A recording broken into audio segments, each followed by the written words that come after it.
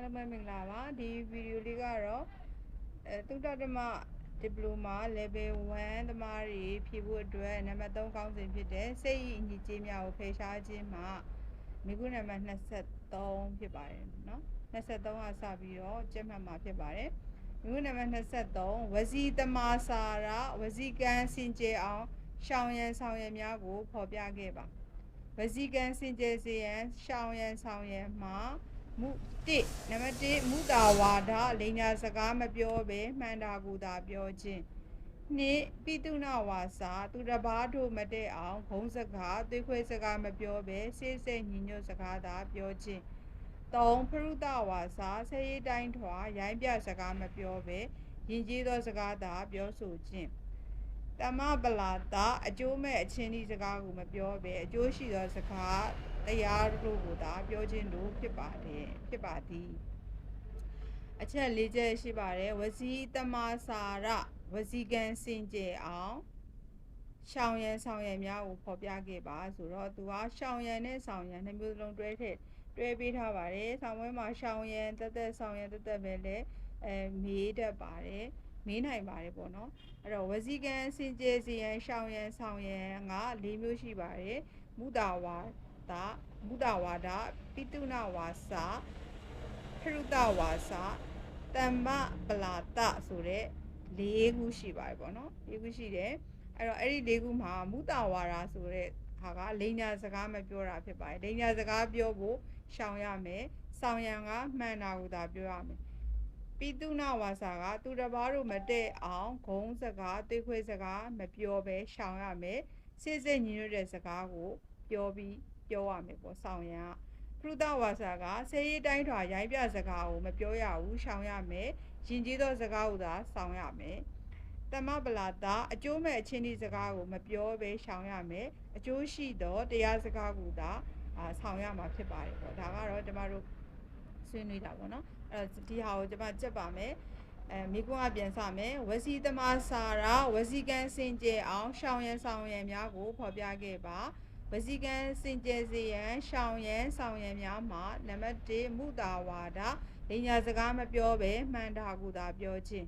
မူတာဝါဒလိန်ညာစကားမပြောဘဲမှန်တာကိုသာပြောခြင်းမူတာဝါဒလိန်ညာစကားမပြောဘဲမှန်တာကိုသာပြောခြင်းနံပါတ်2ပိတုနာဝါစာသူတစ်ပါးတို့မတည့်အောင်ဂုံးစကားသွေးခွဲစကားမပြောဘဲစိတ်ညီညွတ်သောစကားကိုသာပြောခြင်းပိတုနာဝါစာသူတစ်ပါးတို့မတည့်အောင်ဂုံးစကားသွေးခွဲစကားမပြောဘဲစိတ်ညီညွတ်သောစကားသာပြောခြင်းနံပါတ်2ပိတုနာဝါစာသူတစ်ပါးတို့မတည့်အောင်ဂုံးစကားသွေးခွဲစကားမပြောဘဲစိတ်ညီညွတ်သောစကားသာပြောခြင်းနံပါတ်3ဖရုဒဝါစာဆဲရေးတိုင်းထွာရိုင်းပြသောစကားမပြောဘဲယဉ်ကျေးသောစကားသာပြောဆိုခြင်းနံပါတ်3ဖရုဒဝါစာဆဲရေးတိုင်းထွာရိုင်းပြစကားမပြောဘဲယဉ်ကျေးသောစကားသာပြောဆိုခြင်းနံပါတ်3ဖရုဒဝါစာဆဲရေးတိုင်းထွာရိုင်းပြစကားမပြောဘဲယဉ်ကျေးသောစကားသာပြောဆိုခြင်းနံပါတ်4တမပလာတာအကျိုးမဲ့အချင်းဒီစကားကိုမပြောဘဲအကျိုးရှိသောတရားစကားကိုသာပြောခြင်းတို့ဖြစ်ပါတယ်နံပါတ်4တမပလာတာအကျိုးမဲ့အချင်းဒီစကားကိုမပြောဘဲအကျိုးရှိသောစကားတရားမျိုးကိုသာပြောခြင်းတို့ဖြစ်ပါတယ်နံပါတ်4တမပလာတာအကျိုးမဲ့အချင်းဒီစကားကိုမပြောဘဲအကျိုးရှိသောတရားစကားကိုသာပြောခြင်းတို့ဖြစ်ပါတယ်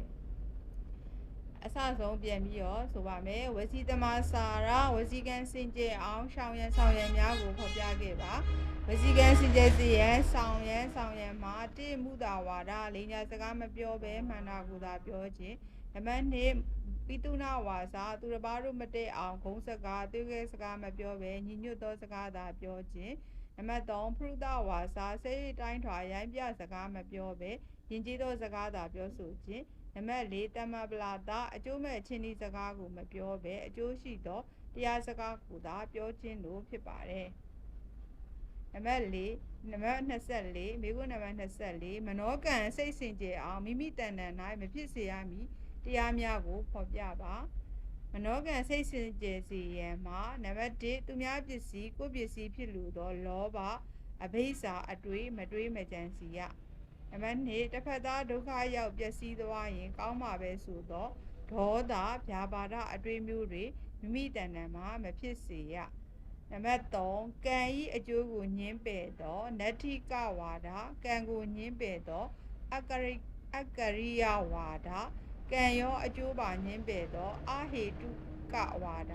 မိစ္ဆာဒိဋ္ဌိအယူမျိုးမိမိတဏ္ဍာမှာမရှိစေရလို့ဖြစ်ပါသည်အဲ့တော့မနောကံစိတ်စင်ကြယ်စီရန်မှာအချက်3ချက်ရှိပါတယ်ရှင်မနောကံစိတ်စင်ကြယ်ရန်မှာနံပါတ်1သူများပစ္စည်းကိုယ်ပစ္စည်းဖြစ်လို့သောလောဘအဘိဓါအတွေ့မတွေးမကြံစီရသူများပစ္စည်းကိုယ်ပစ္စည်းဖြစ်လို့သောလောဘအဘိဓါအတွေ့မတွေးမကြံစီရသူများပစ္စည်းကိုယ်ပစ္စည်းဖြစ်လို့သောလောဘအဘိဓါအတွေ့မတွေးမကြံစီရနံပါတ်2တစ်ဖက်သားဒုက္ခရောက်ပျက်စီးသွားရင်ကောင်းမှာပဲဆိုသောဒေါသယာဘာဒအတွေ့မျိုးတွေမိမိတဏ္ဍာမှာမဖြစ်စေရနံပါတ်2တစ်ဖက်သားဒုက္ခရောက်ပျက်စီးသွားရင်ကောင်းမှာပဲဆိုသောဒေါသဗျာပါဒအတွေ့မျိုးတွေမိမိတဏ္ဍာမှာမဖြစ်စေရနံပါတ်2တစ်ဖက်သားဒုက္ခရောက်ပျက်စီးသွားရင်ကောင်းမှာပဲဆိုသောဒေါသဗျာပါဒအတွေ့မျိုးတွေမိမိတဏ္ဍာမှာမဖြစ်စေရနံပါတ်3ကံဤအကျိုးကိုညှင်းပယ်သောနတ္ထိကဝါဒ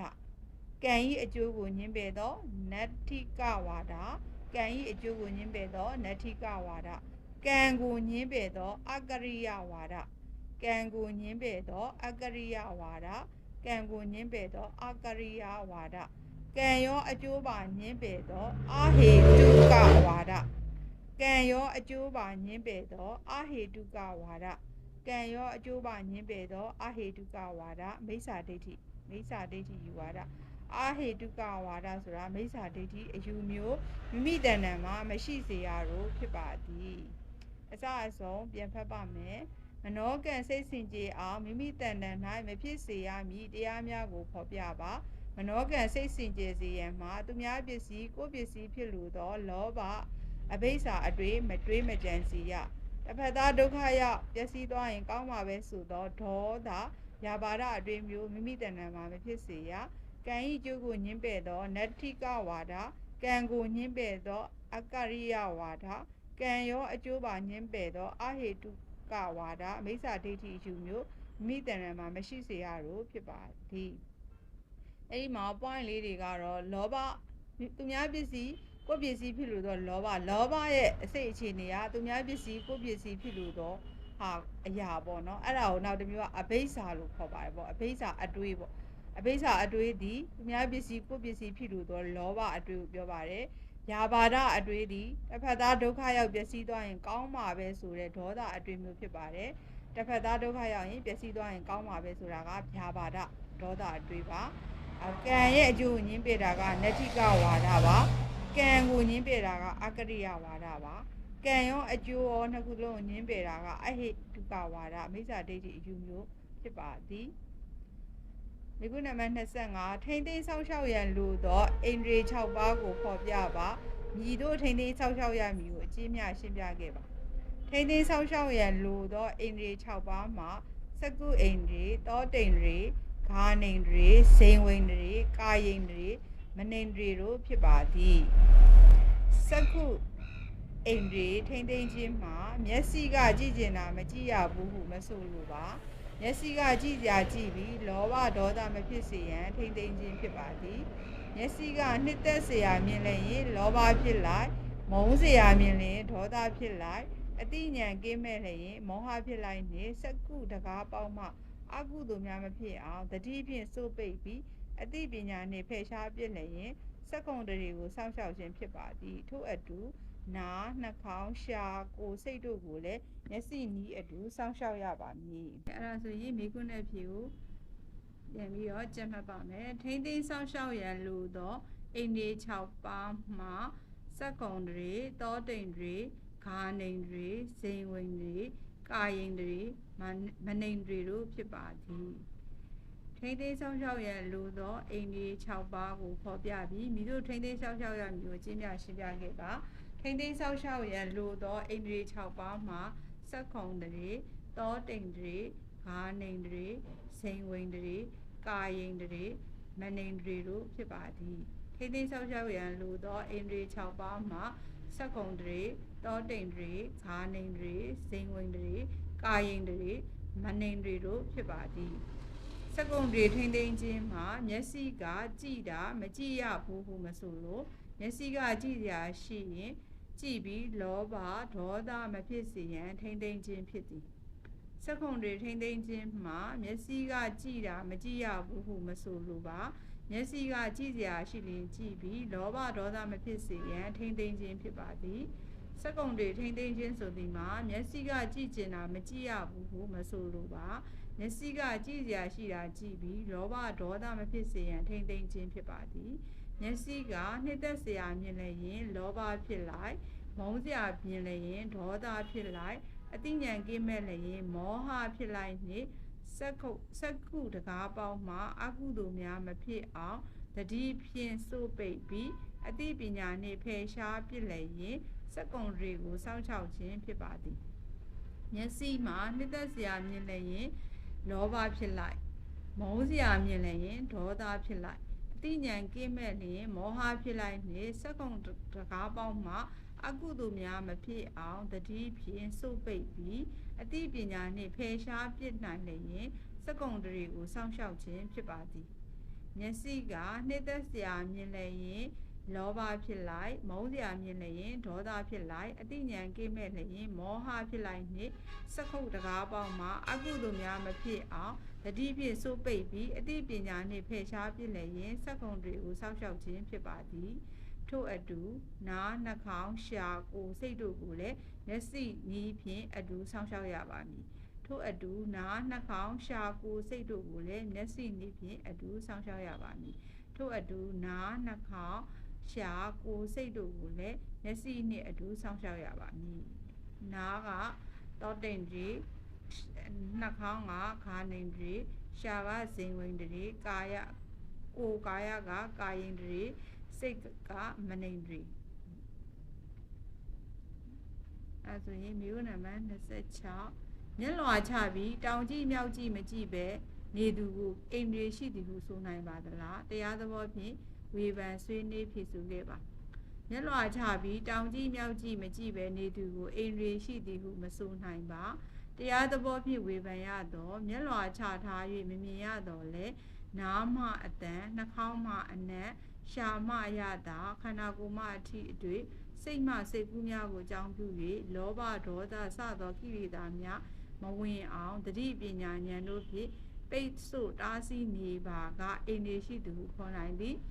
မျက်စိနားနှာခေါင်းရှာကိုယ်စိတ်တကားပေါက်များကိုအကုသိုလ်တရားများမဝင်အောင်တတိအသိပညာတို့ဖြင့်မဆောင်ရှောက်နိုင်ပါကမျက်လွှာချထားယုံဖြင့်အိမ်နေရှိသည်ဟုမဆိုနိုင်ပါ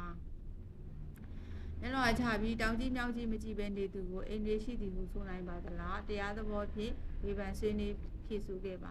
မျက်လွှာချပြီးတောင်ကြည့်မြောက်ကြည့်မကြည့်ပဲနေသူကိုအိမ်တွေရှိသည်ဟုမဆိုနိုင်ပါ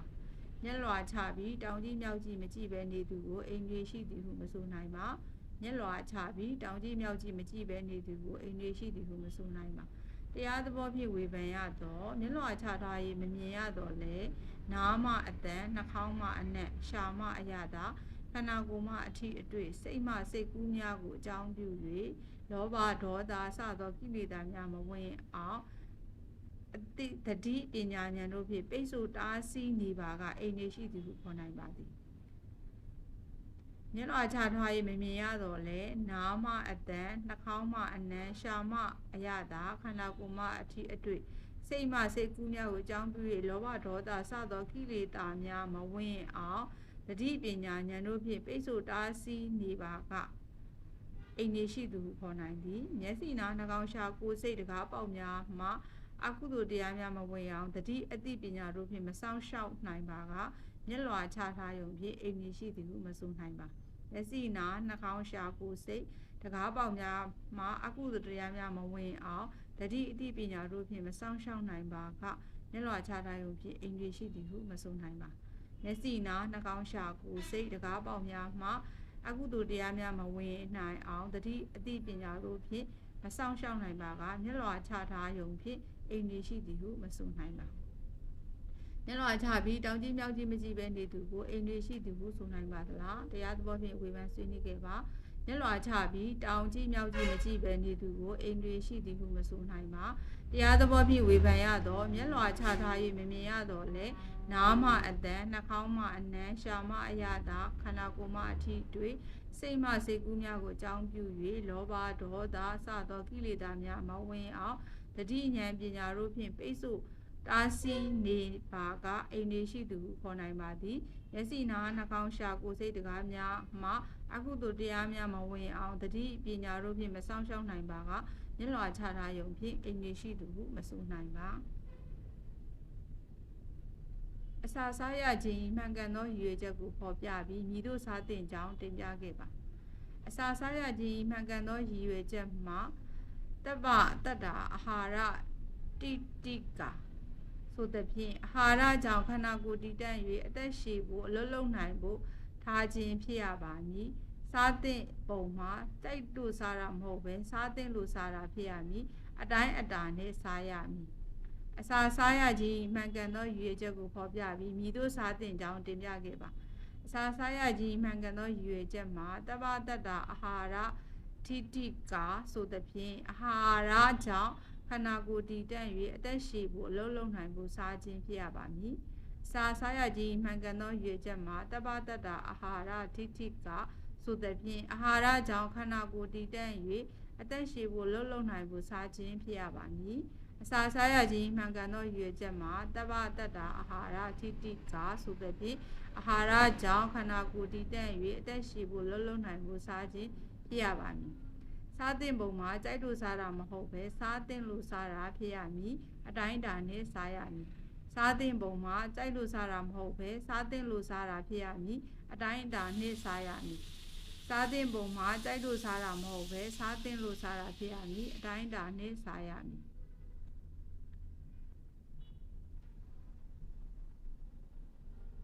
ဒီကုလေးကိုပြန်ပြီးတော့ဖတ်ပါမယ်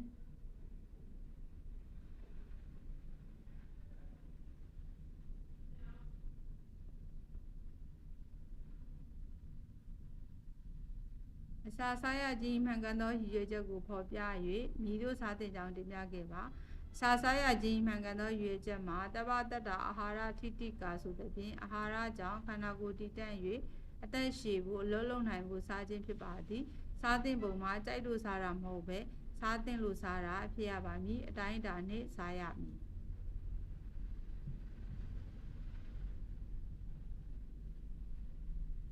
မိကုနံပါတ်28ကျွန်ုပ်တို့သည်မသေးခင်လဲအာတုဘဖြစ်ကြောင်းသဘောပေါက်အောင်ရှင်းပြခဲ့ပါ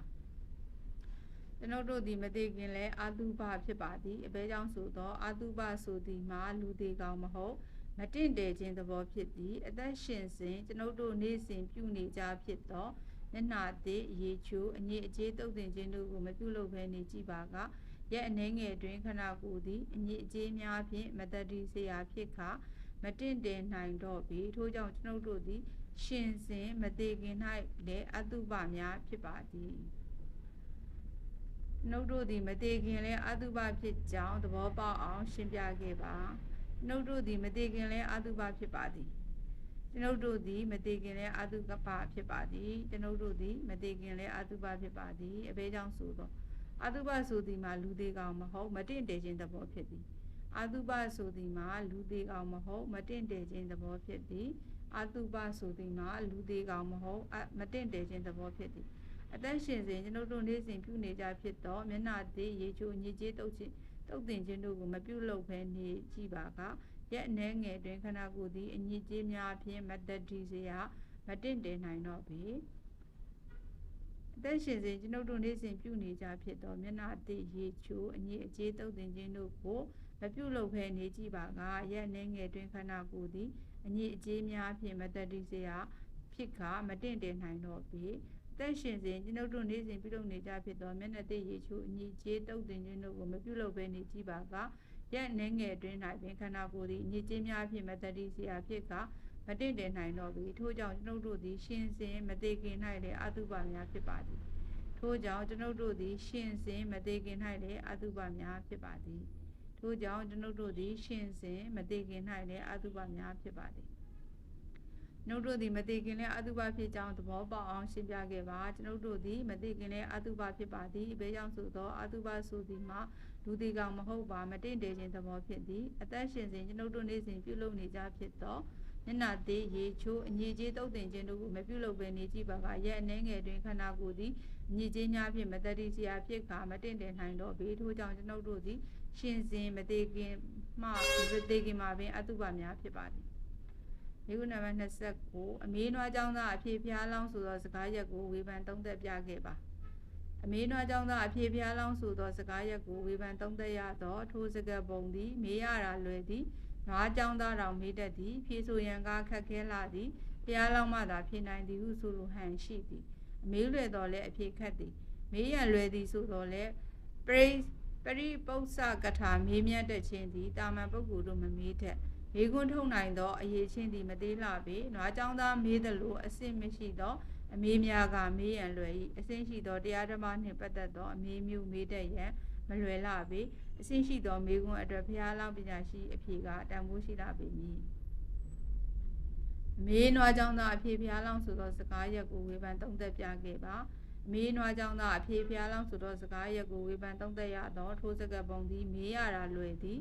နွားကြောင်းသားတော်မေးတတ်သည်ဖြေဆိုရန်ကခက်ခဲလာသည်ဖျားလောင်းမှသာဖြေနိုင်သည်ဟုဆိုလိုဟန်ရှိသည်အမေးလွယ်တော်လဲအဖြေခက်သည်မေးနွားကြောင်းသားအဖြေဖျားလောင်းဆိုသောစကားရက်ကိုဝေဖန်သုံးသပ်ရသောထိုစကားပုံသည်မေးရတာလွယ်သည်နွားကြောင်းသားတော်မေးတတ်သည်ဖြေဆိုရန်ကခက်ခဲလာသည်ဖျားလောင်းမှသာဖြေနိုင်သည်ဟုဆိုလိုဟန်ရှိသည်အမေးလွယ်တော်လဲအဖြေခက်သည်အမေးနွားကြောင်းသားအဖြေဖျားလောင်းဆိုသောစကားရက်ကိုဝေဖန်သုံးသပ်ရသောထိုစကားပုံသည်မေးရတာလွယ်သည်နွားကြောင်းသားတော်မေးတတ်သည်ဖြေဆိုရန်ကခက်ခဲလာသည်ဖျားလောင်းမှသာဖြေနိုင်သည်ဟုဆိုလိုဟန်ရှိပါသည်အမေးလွယ်တော်လဲအဖြေခက်ပါသည်မေးရန်လွယ်သည်ဆိုတော်လဲပရိပု္ပ္ပစကထာမေးမြတ်တဲ့ခြင်းသည်တာမန်ပုဂ္ဂိုလ်တို့မမေးတတ်ပါမေးရန်လွယ်သည်ဆိုတော့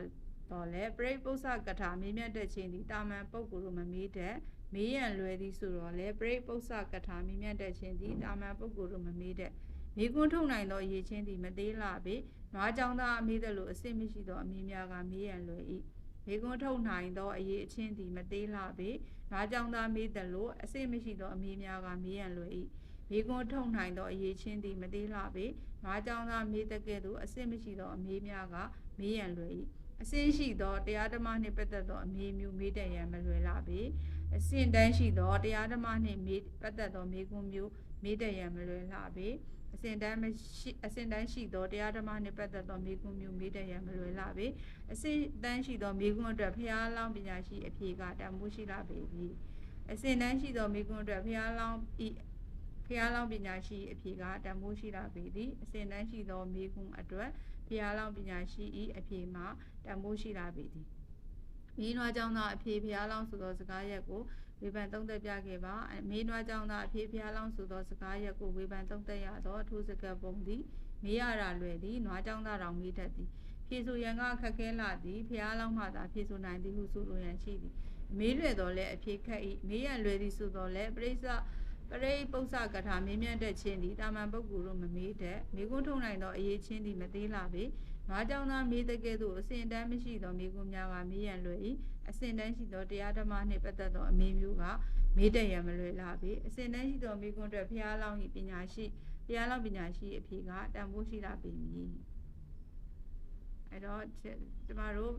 မေခွန်းနံပါတ်3ဖြစ်တဲ့